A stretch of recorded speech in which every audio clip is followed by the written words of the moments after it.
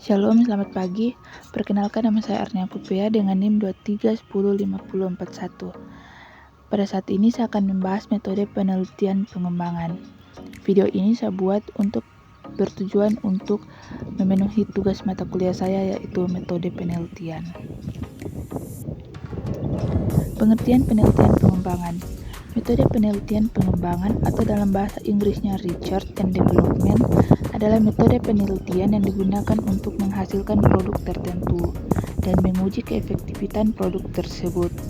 Untuk dapat menghasilkan produk tertentu digunakan penelitian yang bersifat analisis kebutuhan dan untuk menguji keefektifan produk tersebut supaya dapat berfungsi di masyarakat luas. Maka diperlukan penelitian untuk menguji keefektifan produk tersebut.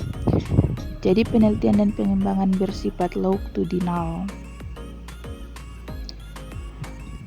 Schultz and Ritchie 1994 mendefinisikan penelitian pengembangan sebagai suatu pengkajian sistematik terhadap pendesainan, pengembangan dan evaluasi program, proses dan produk pembelajaran yang harus memenuhi kriteria validitas, kepraktisan, dan efektivitas.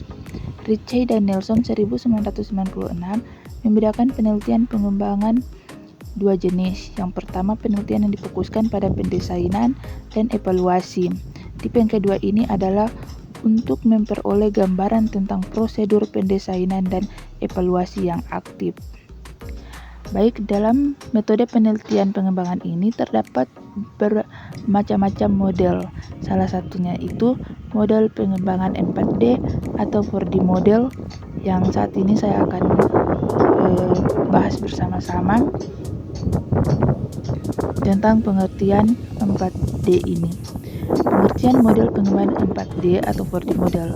Model pengembangan 4D atau 4D model adalah model pengembangan yang terdiri dari 4 tahap, yaitu define, design, development, dan disseminate.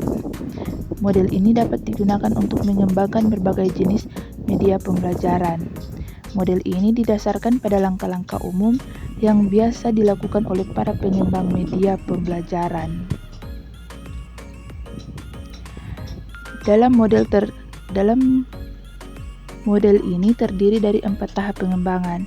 Yang pertama, define atau pendefinisian, yang kedua desain perancangan, yang ketiga development pengembangan, yang keempat disseminate penyebaran. Yang pertama itu define. Kegiatan pada tahap ini dilakukan untuk menetapkan dan mendefinisikan syarat-syarat pengembangan. Dalam model lain, tahap ini sering dinamakan analisis kebutuhan. Tiap-tiap produk tentu membutuhkan analisis yang berbeda-beda. Secara umum, dalam pendefinisian ini dilakukan kegiatan analisis kebutuhan pengembangan, syarat-syarat pengembangan produk yang sesuai dengan kebutuhan pengguna, serta model penelitian dan pengembangan. Siang Rajan menganalisis 5 kegiatan yang dilakukan pada tahap define, yaitu found and analysis. Pada tahap ini, guru melakukan diagnosis awal untuk meningkatkan efisiensi dan efektivitas pembelajaran. Yang kedua, learner analysis. Pada tahap ini dipelajari karakteristik peserta didik, misalnya kemampuan, motivasi belajar, dan latar belakang pengalaman. Yang ketiga, tes analisis.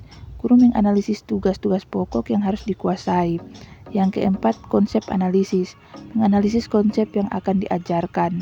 Yang kelima, specific instructional objectives.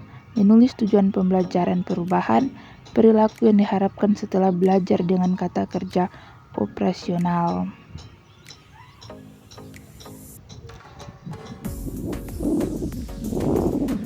Yang kedua, desain atau perancangan.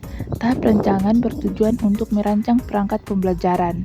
Yang Rajan membagi perancangan menjadi 4 langkah yang harus dilakukan pada tahap ini, yaitu yang satu, penyusunan standar tes, yang kedua, pemilihan media yang sesuai dengan karakteristik materi dan tujuan pembelajaran, yang ketiga, pemilihan format, yakni mengkaji format-format bahan ajar yang ada dan menetapkan format bahan ajar yang akan dikembangkan, yang keempat, membuat rancangan awal sesuai format yang dipilih.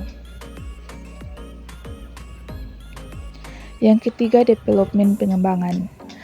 Yang Rajan membagi tahap pengembangan dalam 2 kegiatan, yaitu yang pertama, expert appraisal, Yang kedua, developmental testing. Ekspres apresial merupakan teknik untuk memvalidasi atau menilai kelayakan rancangan produk. Kalau developmental testing merupakan kegiatan untuk menguji apakah produk tersebut benar atau tidak. Yang keempat itu disseminate atau penyebar luasan.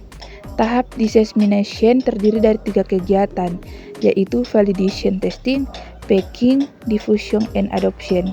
Pada tahap validasi testing, produk yang sudah direvisi pada tahap pengembangan kemudian diimplementasikan pada sasaran yang sesungguhnya. Pada saat implementasi dilakukan, pengembangan perlu melihat hasil pencapaian tujuan. Tujuan yang belum dapat tercapai perlu dijelaskan solusinya sehingga tidak terulang kesalahan yang sama. Setelah produk disebarluaskan, kegiatan terakhir dari tahap pengembangan adalah melakukan packing atau pengemasan, diffusion, and adoption. Baik, sekian dari pembahasan saya kali ini. Semoga teman-teman sekalian merasa paham dengan apa yang saya jelaskan. Terima kasih.